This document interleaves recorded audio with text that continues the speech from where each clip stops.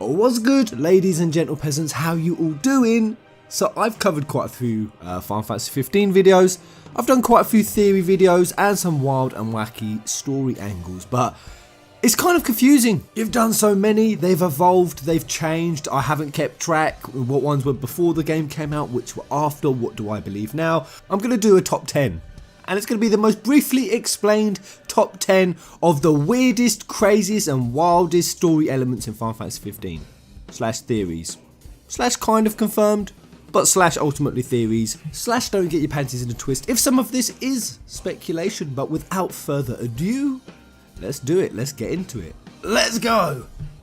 Number 10, the Chocobo Moogle Carnival Dream. Noctis and the gang, while walking through Lesslum, hear about an upcoming carnival Noctis would like to attend, but he's got a lot on his plate and his darkest hours are only about to begin. The theory is that a group of divine beings intervene in giving Noctis the carnival as a dream, a moment of respite, a moment of true happiness. Makes sense, Carbuncle is Noctis' companion at the carnival. Noctis can only see Carbuncle in his dreams. The bedroom in Altissia that Noctis sleeps in has a guard outside of it, preventing him from leaving his dream.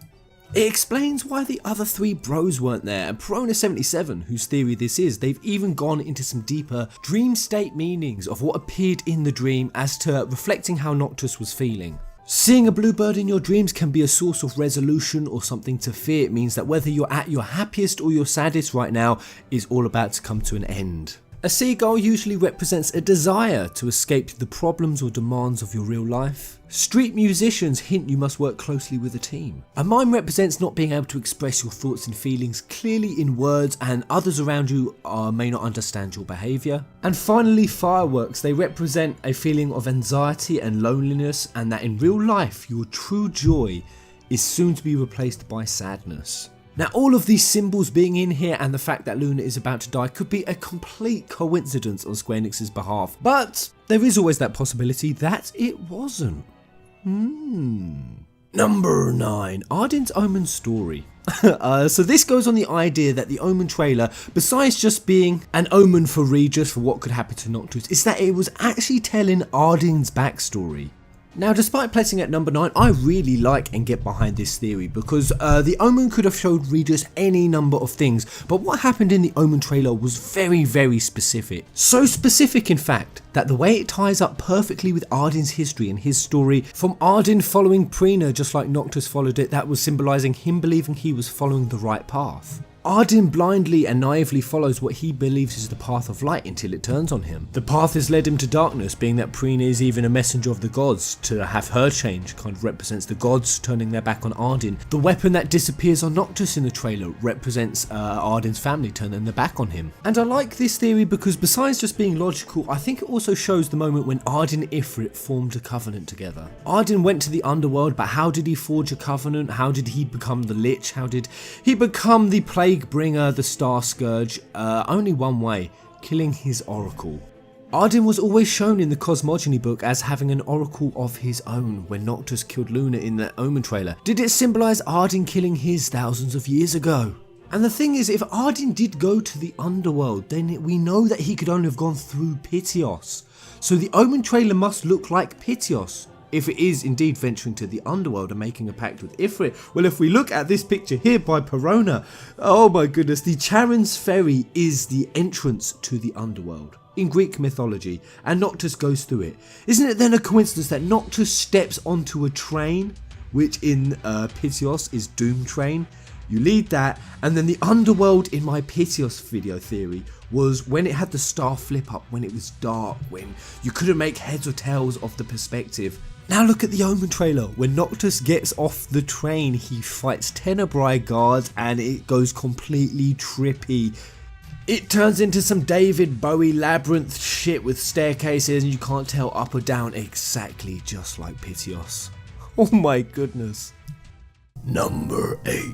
At number 8, I'm going to place the Impressario Story. The idea of this is that in Final Fantasy VI, the opera, everything being depicted is Final Fantasy 15. The parallels between Maria and Luna, Draco and Noctis are uncanny. One is a prince from the east, the other is a princess from the west. Both families are divided by war and by the gods above. Maria dies the same way as Luna to a knife wound. Noctis then dies the exact same way as Draco. There's a hell of a lot more, like Maria having a brother who needed to see the light and to see the truth. And then finally that Nomura wanted to make this game a musical, and that Final Fantasy VI was the biggest influencing Final Fantasy on the story. Some pretty uncanny dots. At number 7, Andyn the Assassin. The idea here is that Ardyn is assassinating a lot of key characters both on and off screen, but not just any key characters, all ones that are related to Shiva. With Ardyn being listed as Ifrit's servant and Ifrit's biggest enemy being listed as Shiva, is it any surprise that it was Ardyn's Magitech that killed Shiva's giantess form?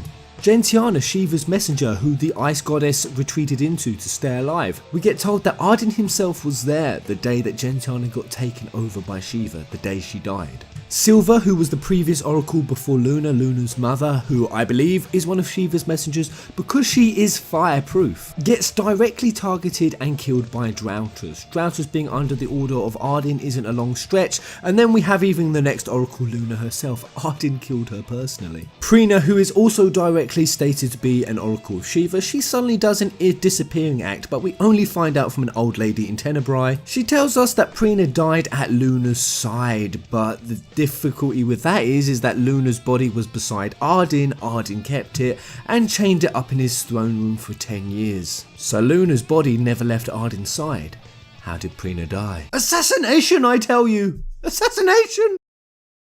Placing at number 6, I'm going with some of the theories I've done very recently, which is the Auburn Brise. The theory here is that there are more than just two magical families, the Florets and the Calums in Eos. There's also the Auburn Brides, a line of demon hunters represented here on the Genesis artwork. Dave has the same tattoo. Dave is Dave Auburn. His mother is Yzma Auburn. She has the key to a vault that locks away some of the deepest, darkest demons, and Yzma also happens to be the one who spoke to Regis 30 years ago and happens to guide him. And then there's also Kimya, who is a witch. Because she can do demonic warding, she gets cast out because she's not allowed to show her magic. We also know another character, a huge one, Crow Altius from the Kingsglaive. She was an orphan. She got kicked out of her village for being able to do magic. Very suspicious. Aranea Highwind got promoted to the highest level of commander because she was gifted, not because she had a Magitech lance. Before she was a mercenary, before she had any Magitech, she was gifted. So magically gifted women in the world of Eos who aren't a Calum or a Floret get deemed as witches. What does Aranea mean? It means spider. What does Crow mean? Well, crow. What are two things that witches are associated with? Spiders and crows. It could all be a coincidence, but you never know. I'm definitely going to give, at number 5, the Solheim, ancient Solheim theory. That was a great one. Archaeologist Perona77 discovered huge things about the world of Eos, from the Disc of Corthus being a giant sun clock that was created by a once sun-worshipping nation who worshipped Eos. Then hundreds of years passed, their revelry wore off and they turned dark, creating Staylith Grove, a base dabbling in necromancy. Trying to cheat death, and they used the Coastal Mark dungeon to do this, a huge Tower of Babylon-like structure that transferred light to the wing down to Eos and absorbed it back. You can see the machinery is exactly the same machinery used by the Magitech, which is for all intents and purpose artificial life. So Ardyn simply copied the ancient technologies of Solheim, a nation of total dicks who betrayed their own goddess Eos and ultimately got their booties burned by Ifrit's wrath.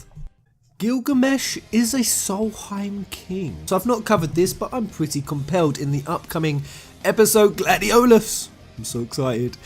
Gilgamesh has appeared, but he looks different to normal. He only has one arm, instead of his typical 2 or even 4. Now, did they just slap Gilgamesh into the story for the hell of it and shortchange him on a couple of arms with no meaning behind it? Of course not, guys. Perona77 instantly pointed to the same Pitioss imagery that flashed up in my head when I saw Gilgamesh with a missing arm. In Pitioss there were arms, single arms, scattered throughout the dungeon. Single arms, cut surprisingly the same distance above the elbow as where Gilgamesh is losing his. What are these arms in Pitioss for? Well, they're always presented near a door or switch of some sort. The theory by Perona77 goes that Ifrit tore off Gilgamesh's arm and used it to access his way into Pitioss, because Pitioss was built by the nation of Solheim, and Solheim have the exact same technology as Niflheim. The Magitech technology is identical, but what would Ifrit want with Gilgamesh's arm? Well, the answer is simple. If you think back to Prompto, how did he access the security systems of Niflheim? It was by the code in his wrist. Prompto used it, and if Niflheim is using Solheim's Magitech technology, what's to say they're not using the same security systems? And this kind of makes a lot of sense when you look at even Gilgamesh as a character. In the epics of Gilgamesh, he was a Sumerian king whose civilization fell. Final Fantasy spins this story off by then having Gilgamesh wander the universe lost, a previous king to a fallen civilization. And this has been a really common theme in Type 0. Gilgamesh was the leader of Lorica, which was a nuked city, a completely destroyed city. So the fact that there is ancient Solheim, it's not hard to guess that they'd find a way to connect him. And it all makes sense when you look at this mural here. This is actually in the globe room in Pitioss. It has a hell of a lot of imagery on it, like the butterflies that caused the Star Scourge and where it originated from, floating towards necromancers, and that goes really hand in hand with the Solheim theory. But just going on to the final mural, this one. It looks like Gilgamesh in his classic red hooded form. 3 pretty uncanny links that Gilgamesh could be the king of Solheim, and I know this one has taken a long time, but finding it out also, Eos had in her belly button Genji gloves, which meant 2 beginnings. Well, throughout Final Fantasy history, guess who we've always got Genji gloves from? Gilgamesh. They've always been a stolen item or a looted item from Gilgamesh. Now, it's a pretty long jump from here to there to say that Gilgamesh could be the human lover that Eos got with and had 2 demigod children, but I definitely see some uncanny links. And I really hope that episode Gladiolus does justice in telling the story of Gilgamesh. At number 3 for my favourite little story concept is the mystery of the 12th king. He's the king in FF15 who seems to be given the most intriguing backstory. So the warrior is the king who gives you a katana. Instantly I'm beginning to think of characters like Gilgamesh, who uses a katana and is obviously immortal, and Corleones, who uses a katana and is called Kor the Immortal. But the reason I feel it all connects is because the king warrior's backstory is a king whose life was forever changed when his beloved queen was killed by assailants. Ardyn, believed to have wandered the world and waged an era of global war fueled by a vendetta of bereavement, and is speculated to be the king whose worship inspired the safety bit accessory. Known to have wielded a katana, a weapon not of the lands of Lucis, and is the only king to have laid outside of his home nation. The safety bit accessory bit is a protective charm made by worshippers of a particular king of yore, protects the wielder from sudden/instant death. The safety bit is found in none other than Pitioss, and you actually have to fall to what would essentially be your death. If you could fall from dying in this game, you have to fall to your death to get the safety bit. You also get the blood sword. Now, while we can argue on who the 12th king is this the secret to Ardyn's immortality? Well, we know he's ageless. Not all ageless immortals are unkillable. You could kill Caius Ballad in 13.2, even though he was immortal and ageless. But the difference with Ardyn is that even when you kill him, he comes back. He reverses death. When Shiva throws him, Ardyn says, "For a moment I felt death's chill wind. Such is the might of the gods. But then I remembered I'm immortal. Such is my blessing and curse." So when there's a story of a king who found a way to reverse death, whose queen died under very suspicious circumstances.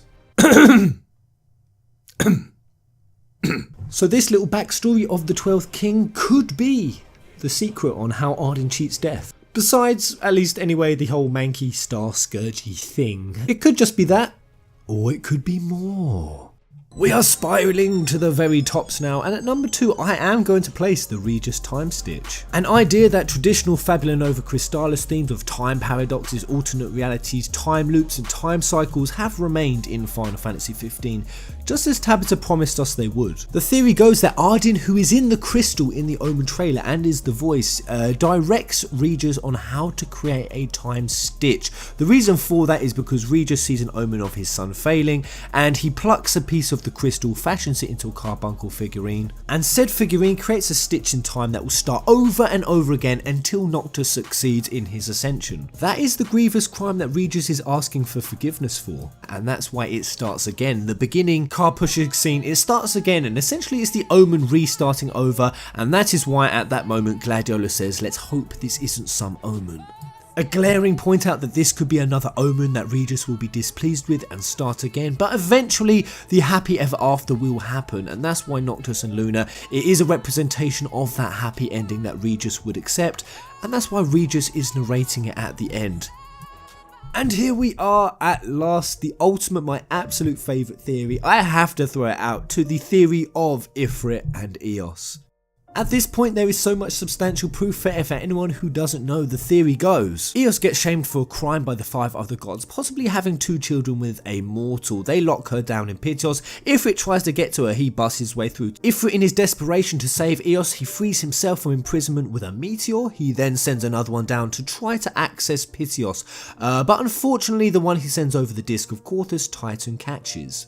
He does not, however, catch the one at Gralia, and that's how Ifrit gains access into Pitioss. He travels down, he rides on Doom Train into the underworld. The underworld is crazy. He finds Eos, he carries her out. He burns her body at the Rock of Ravito. This is Eos's wings, and these are Ifrit's horns. This was actually confirmed in episode Gladiolus. Ifrit put her to rest, but by burning her body, Eos, who had been infected by the Star Scourge parasitic butterflies in Pitioss, the Star Scourge was then released into the atmosphere in its microorganism form because Eos's body was burned, and it still burns today.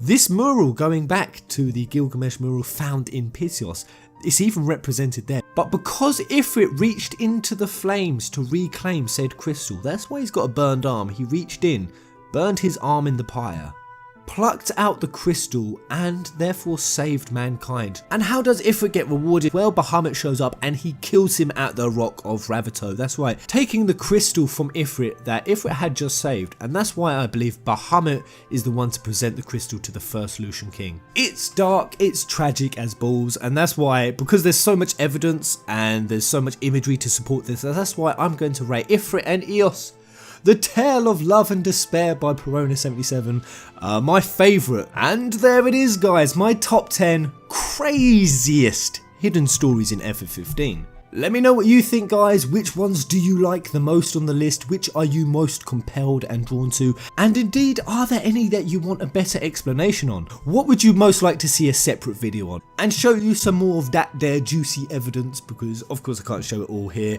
in just this top 10. But let me know, guys. Until the next video, Kubo!